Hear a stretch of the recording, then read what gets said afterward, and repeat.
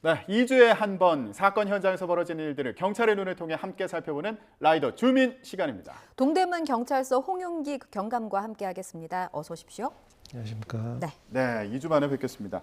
자, 오늘도 준비해 오신 영상을 보면서 사건 관련 얘기 해보겠습니다. 첫 번째 영상 보여주시죠.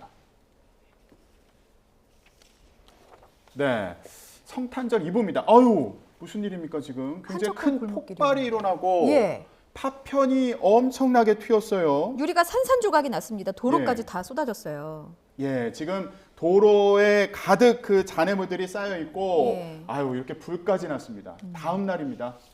아, 지금 처참해 보이는 상가 건물의 모습을 보고 계시고요. 자, 사고 충격에 인근 상가 유리창도 깨지고 벽까지 무너졌습니다. 그런데 자, 26일 새벽 6시입니다.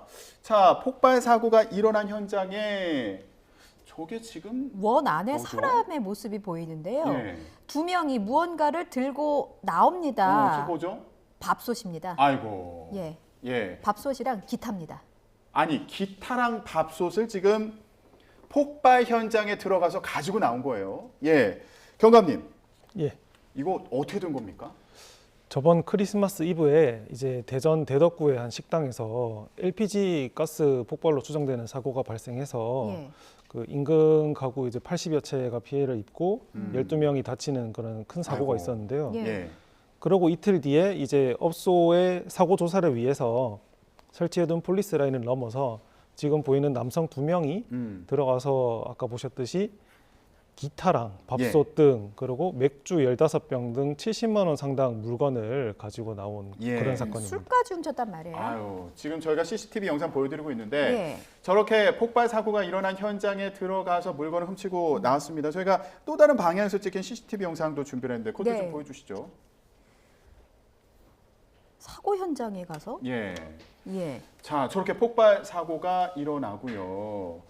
그리고 이게 24일 날 일어났던 일인데 26일 날 새벽에 이 두 남성이 저렇게 현장에 가서 지금 도로 주변에 보면 잔해물이 엄청 쌓여 있잖아요. 그러니까요. 어둡기도 어둡고요. 왜냐면은 뭐 주위 가옥들이 다 파손이 돼 있는 상태였으니까 차량이 지나는 이 라이트 차량에만 그 사람의 형체가 보여요. 지금 빨간 원 안에 보시면 두 명이 두리번 어슬렁어슬렁 사건 현장을 좀 오가는 모습이고 왜 이렇게 두리번 거리나 봤더니 저희가 조금 전에 말씀드렸던 이거 기타와 그렇죠. 밥솥을 맥주까지 훔쳐 나왔다는 겁니다. 저렇게 잔해물을 좀 이렇게 뒤적거리는 것 같고 그런 모습을 볼 수 있었는데 자.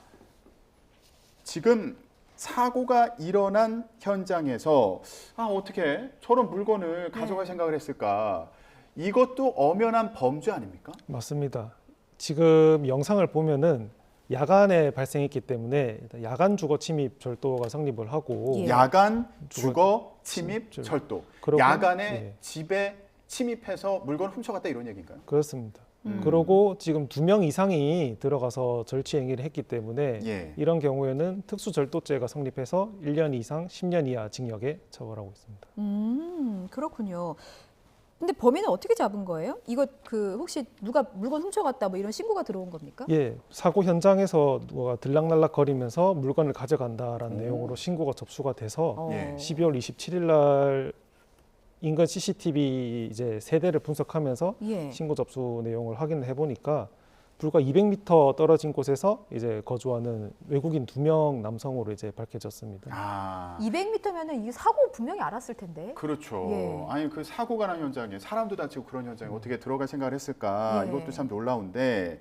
자, 그래서 검거를 했고 물건도 회수를 했다고 합니다. 그래서 아까 저희가 보여드렸던 그 사진에 찍힌 그 물건들을 확인할 수 있었는데 범인을 잡고 보니 불법 체류하던 외국인들이었다고 들었습니다. 이 사람들 어떻게 됐습니까? 이 사람들 이제 특수절도 혐의로 검거가 됐고요. 1월 2일 검거가 된 후에 조사를 받고 불법 체류자이기 때문에 출입국 사무소로 신병이 다 인계됐습니다. 그럼 뭐 강제 출국되는 건가요? 예. 그렇군요. 지금 물건을 가져간 것도 문제인데 저 현장에 어떻게 들어갔을까? 왜냐하면 아까 저희가 다음 날 그 화면을 보여드렸을 때 분명히 폴리스 라인 쳐져 있었거든요. 그렇죠. 요거 넘어가서 지금 물건 훔쳐 나온 건가요? 예, 그렇습니다. 폴리스 라인은 이제 살인이나 이렇게 절도 같은 범죄 현장에서 증거 보존을 위해서 설치해두는 그런 질서 유지선의 목적이 있는데 그 질서 유지선을 넘어서 지금 들어가서 절취를 한 게 문제가 되는 거죠. 그러니까 사고가 났으니까 사고 원인도 밝혀야 되니까 네. 조사를 해야 되잖아요. 그러니까 들어가지 마라. 이거 혹시 훼손돼가지고 조사하는데 방해가 될 수 있으니까, 현장이 훼손될 수 있으니까 그렇습니다. 그런 목적이 있을 텐데 예. 넘어서 들어갔으니까 이거 문제라는 거잖아요. 그렇습니다. 어떤 처벌을 받게 되는 건가요? 이게 기준이 있습니까? 폴리스 라인 자체를 넘었다고 해서 처벌이 바로 되지는 않고요. 그런가요? 근데 이제 사안과 같은 경우에는 이 사고 현장 그리고 가게는 관리 하에 있는 건조물로 보기 때문에 네. 건조물 침입죄가 해당될 수 있습니다. 아니 폴리스 라인 무단 침입하는 거는 따로 처벌하는 규정은 없어요? 폴리스 라인을 넘었다고 해서 처벌하는 거는 이제 집회 시위 등 일부 법률에서 한정해서 이제 처벌을 하고 있고 사안과 같은 경우에는 뭐 넘었다고 해서 바로 처벌이 되지는 않습니다. 아 그렇군요. 네. 그러면 종종 뭐 살인 사건이라든가 이런 중요한 사건 현장에 혹시라도 누가 이렇게 침범을 하면 좀 훼손되지 않을까 이런 우려도 할 것 같은데 이런 사례들이 종종 있습니까?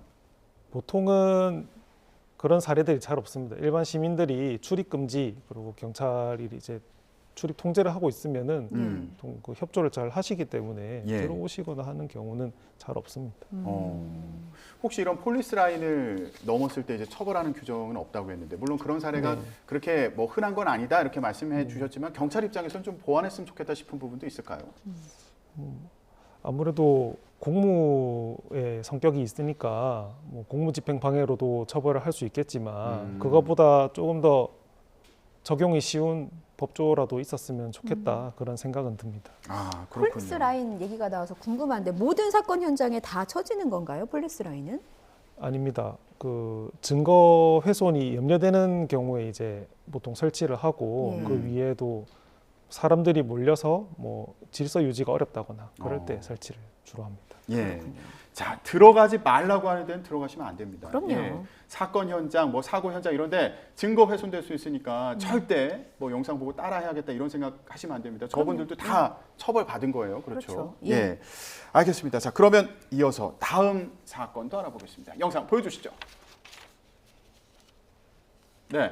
아니 지금 아이고야. 아니 말을 할 틈도 없이 지금 교차로에서 예. 차량 한 대가 아니 회전 안 하고 왜 인도로 가는 거예요? 아니 그리고 아유. 운전자가 내려서요. 예. 지금 방금 그 횡단보도 앞에 있던 어르신을 칠 뻔했거든요. 그런데 운전자가 벽을 들이받고 다시 후진을 해서 차량에 내려서 한 행동은 피한 그 보행자를 확인하는 게 아니라 자기 차가 얼마나 그 찌그러졌나 아이고. 이거를 확인한 것 같아요, 그죠? 그렇습니다. 예, 아니 지금 차가 움직이고 있잖아요. 다른 차량들 막 다니는 도로 한복판에 저렇게 내린 것도 좀 이해가 안 되는데. 그러게요. 예, 경감 이거 무슨 상황입니까?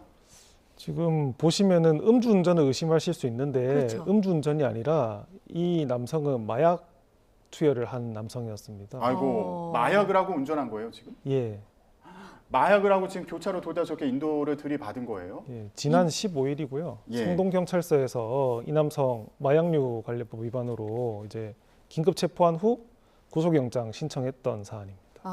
이 음주운전도 문제인데 마약했다면 더 큰 문제 아닌가요? 그러니까 물론 인명피해는 없었습니다만 어쨌든 그 해당 건물에 피해가 발생을 했고 교통사고인 거잖아요. 네. 그럼 마약했으면 처벌이 더 가중되는 겁니까? 도로교통법에서는 음주운전 외에도 마약류나 뭐 피로, 과로 등 이제 위험 운전을 해서는 안 된다라고 규정을 하고 있습니다. 네. 예. 그런데 마약을 한 경우에는 특정 범죄 가중처벌 등에 관한 법률에서 상해에 이르게 한 경우에 1년 이상 15년 이하 징역으로 가중해서 처벌하고 있습니다. 예.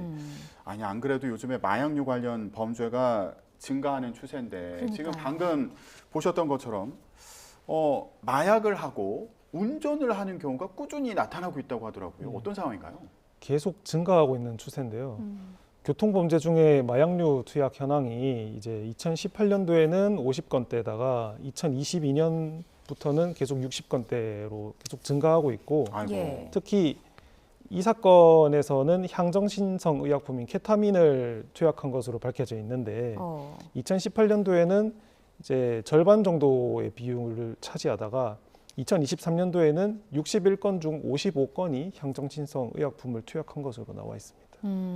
이렇게 마약 사범들이 계속 증가하고 있는 상황에서 근데 사실 그 아까 조금 전에 사고 영상 말이에요. 비가 내리고 있었고 횡단보도 앞에 보행자가 있었습니다. 그러니까 인명피해가 없었기에 천만다행이지 인명피해가 났으면 큰일 날 뻔했습니다. 최근에 압구정 그 롤스로이스 사건도 있었잖아요. 마약류를 투약한 운전자가 보행자를 쳐서 결국 피해자는 사망한 사건이었는데 이거 경찰이 빨리 마약사범 잡아야 되는 게 아닌가라는 게 시청자들의 마음인 것 같고 그래서 경찰이 마약 투여가 의심이 되면 현장에서 그 침으로 빠르게 검사할 수 있는 방법을 추진한다고 들었습니다. 설명을 좀 해주셔야 될 것 같아요. 저희 경찰청에서 이달 초부터 간이 마약 검사기를 이제 도입을 해서 예.